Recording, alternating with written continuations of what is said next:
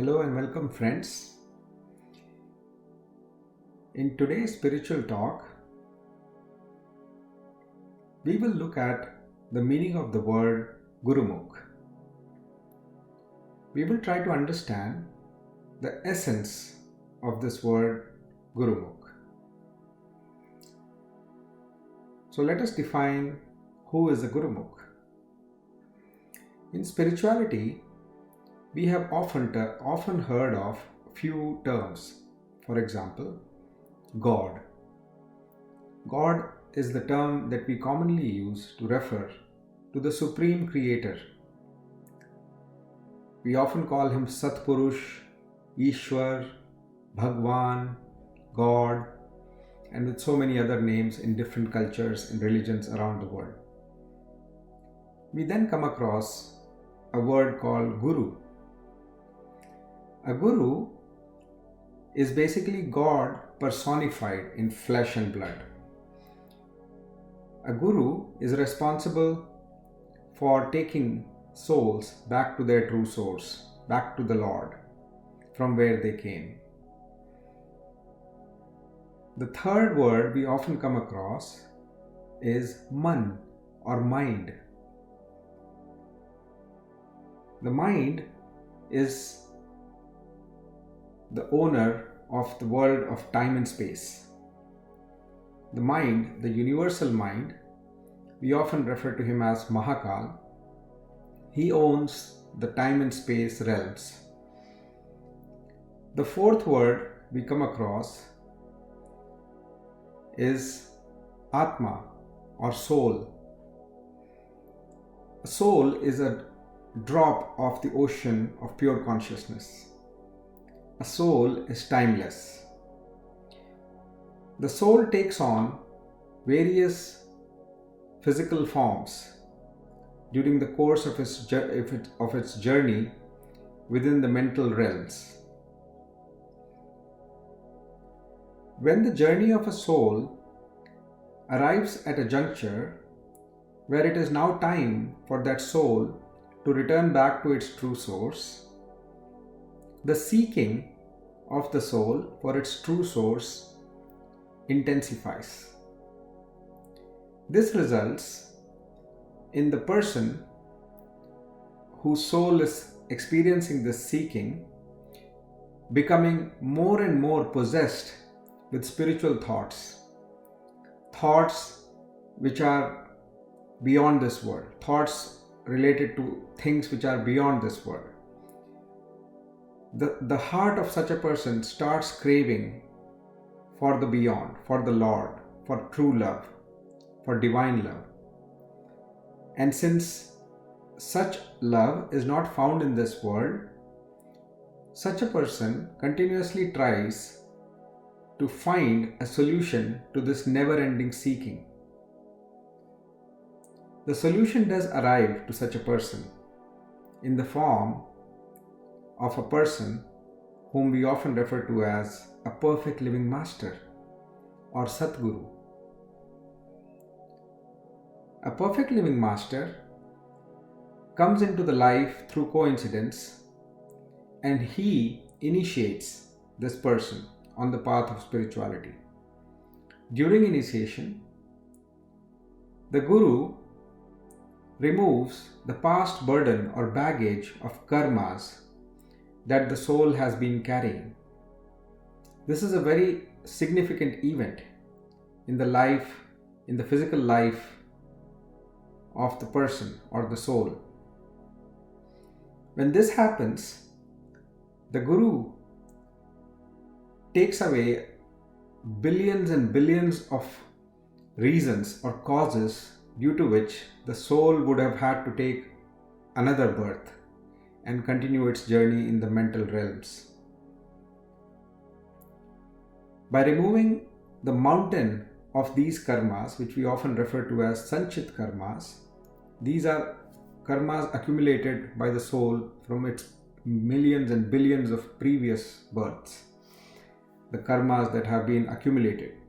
So when that mountain of karmas is burnt by the perfect living master during initiation, what remains with the soul is still the present set of karmas with which the soul took birth, the present birth. If the Guru removes those karmas as well, or burns those karmas as well at the time of initiation, the person being initiated would die that very second. But that does not happen, because the Guru does not burn your pralabdha karma. Your pralabdha karma is often referred to as your destiny. The Guru does not take it away. It just stays where it is. And you continue to lead your life as per the DVD or the destiny that your soul is born with. However, in order to minimize the number of births that the soul still takes after initiation, it is said that the soul takes maximum of 4 births after initiation, but that number can be reduced to just the present birth. There is no need for the soul to continue taking more births if it does not accumulate a lot of additional karma, whether good or bad. So the master, during initiation, not only burns the past mountain of sanchit karmas, but he gives instruction to the person he is initiating, so that if the person follows those instructions, he will accumulate less new karma, or kriyaman karma as we call them. The master gives charged words or mantra or simran to the initiate and asks him to recite the mantra. That leads to burning of a lot of new karma that the person continues to generate during the course of the rest of his life after initiation. The master also connects the soul or the person with the sound current during initiation. Some people are not able to hear the sound current instantly. Many are able to hear it instantly. But during the course of their life, most initiates start to hear the sound current at one point or another. This sound current is another powerful source available right within ourselves, which burns our kriyaman karmas. Now, coming to the topic of Gurumukh. Who is a Gurumukh? When the master initiates us, he gives us instructions, as I just explained. But many of us do not follow those instructions. We continue to lead our life in the way we have been leading the life so far. In other words, we continue to listen to our mind. We continue to listen to other people around us who are non-initiates, who are not really on the path of Santmat or spirituality. They continue to lead their life in a worldly way. The world around us is designed to keep going on in perpetuity. Even though there is Pralay and Mahapralay, and this world actually vanishes at a given point of time and then gets recreated. But during the course of, but it's a pretty long journey this world goes through, and it seems almost eternal. During the course of that journey, this world is designed to keep souls entangled in it. And that's why people around us who are not initiated by perfect living masters, their attention does not go to this fact that they are going to die. The people around them are going to die sooner or later. Everything that they have been putting their time and energy into is going to disappear. Whether it is people or projects or missions, nothing is permanent here. Everything is impermanent.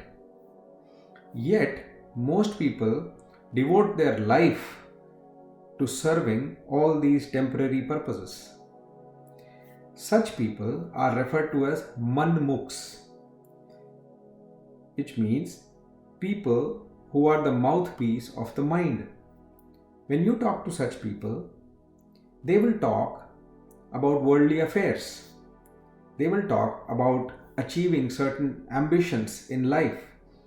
outer ambitions.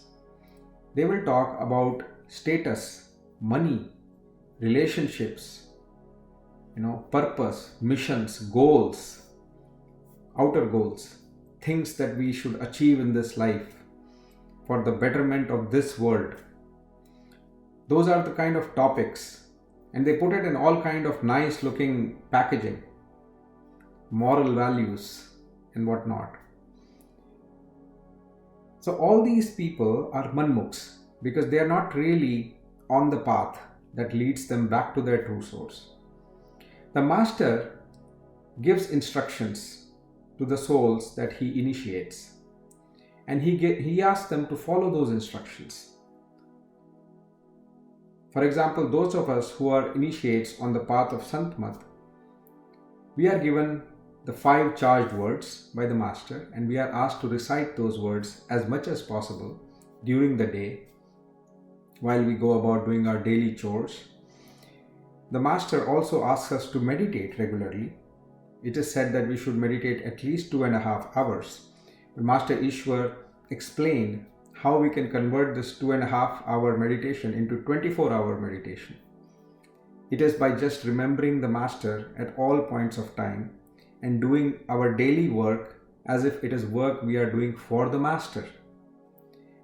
Let us stop thinking of our day-to-day works as works we are doing for our office or for our family or for our friends, our customers. Rather, let us think of those works as work we are doing to serve the master.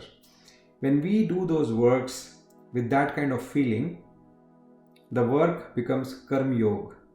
The work becomes service to the Lord, to Master, and it is equivalent to meditation, as explained by Master Ishwar Puriji. So, the Master gives us this instruction that we need to meditate 2.5 hours, and how to convert our rest of the day also into meditation. The Master gives instruction to eat non-violent food. That equates to a vegetarian, or even better, a vegan diet. It not only helps keep our karmic load low, because we are extinguishing life every time we eat something in this world. We are becoming causes for extinguishing of some kind of life. The less complex the life form we extinguish, the low karma, the less karma we accumulate. The more complicated life form that we end up killing, directly or indirectly, the more karmic load we carry, and therefore it is more hard to burn up that additional kriyaman karma that we take on, right? So the master asks us to eat such a food which accumulates the least amount of karma. He also asks us to eat less. The less we take from this temporary world, the faster we return back home. If you have to ask for something, ask from your master. This is what the master instructs. Do not ask for anything to anybody in this world, because everything that this world has to offer is going to come for a fee. Any kind of pleasure that you take from this world, remember, you're going to get a bill. You have to pay for it.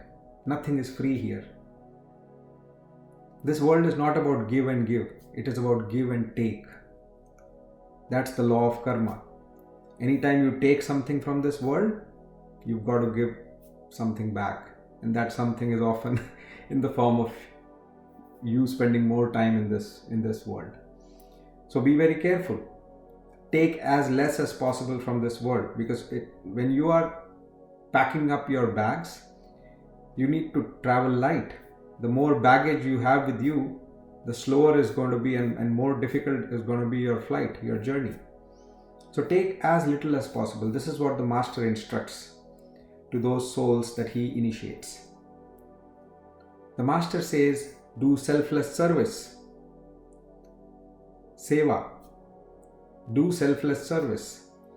Service which is done without any kind of expectations for getting anything in return is called selfless service. The master asks his initiates to do selfless service for one and all, for everybody around him or her. Do selfless service day in and out. Lead your life for the sole purpose of doing selfless service, with no desires of any kind of returns. When we do all of this, and the last thing the master instructs is to lead a pure life, a life devoid of worldly pleasures as much as possible, sensual pleasures, the pleasure of the taste bud, any kind of pleasures which keep the mind entangled in this world. Try to come out of them, not forcefully, but through regular practice. And it becomes easier to do so when we constantly keep remembrance of our master and the love that we get from the master. That love gives us the strength to come out of these attachments that we have developed over millions and billions of lifetimes. The person who follows all these instructions of the master is known as a Gurumukh. Now not everybody becomes a Gurumukh on the day of initiation. Many do become, not many, I would say, very few become Gurumukhs on the very day of initiation. But most of us are not able to become Gurumukhs on day one. Most of us are Manmukhs when we get initiated. And our journey starts from becoming a Gurumukh from a Manmukh. A Gurumukh is a person, as I said, who is the mouthpiece of the Guru. Someone who has become 100% Gurumukh. He has become one with the master. There is no difference between the awareness level of a Guru and a Gurumukh. In fact, the only difference, as Master Ishwar Puriji explains, between a Guru and a Gurumukh is that the Guru has come here to initiate souls and take them back to their true source, whereas the Gurumukh, he does not have that kind of an objective, even though he is equally capable of doing it, but due to divine will or his own will, he is not here to initiate people. He is here to serve other purposes, something that we don't really need to get into in this talk. But it is important for us to understand that when we are in the company of a Gurumukh, we get energized, we get supercharged, we get the same benefits that we get when we are in the company of the master. When we get the drishti of a Gurumukh, it gives us the same effect that we get when we get the drishti of the master, because the Gurumukh is operating from the same level of awareness as the master. So Gurumukhs often serve the purpose of being co-travelers, of being supporters in the master's cause. While it is the master who is the captain of the ship, the Gurumukhs are like his crew. They are well equipped.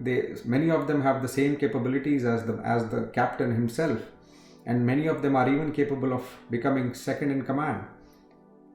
So when the master needs to take a little break, he can often ask one of the Gurumukhs to officiate in his place and continue taking the ship towards its journey. So Gurumukhs are aware at all levels at the same time. So which is the same as the perfect living master. How do we become that Gurumukh? How do we become that Gurumukh? It is the master's grace that ultimately helps us become a Gurumukh. The more we try to become Gurumukh, the more we fail, because it is very hard to fight the mind. The mind does not want to give up. The mind wants to keep control of the soul. So the mind wants you to remain a Manmukh, a person who listens to the mind more than to the soul or to master. How do we become a Gurumukh? The process is explained by masters.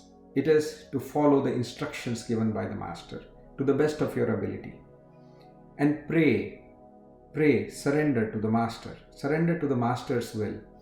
The more we do that, the faster we start becoming more aware of who we really are.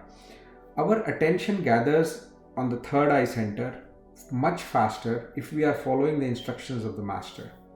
If we are eating less, if we are eating non-violent food, if we are being truthful, if we are serving, if we are leading a pure life, if we are taking on less baggage from this world, when we sit in meditation, instantly our attention starts to gather at the third eye center, and we see the radiant form of the master inside.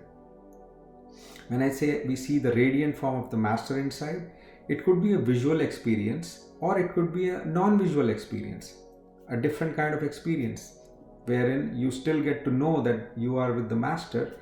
You may not see him the way some other people see. Not to worry.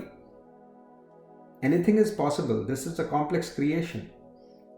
A visual form of the master is just one form of the master. The master can appear in so many different forms.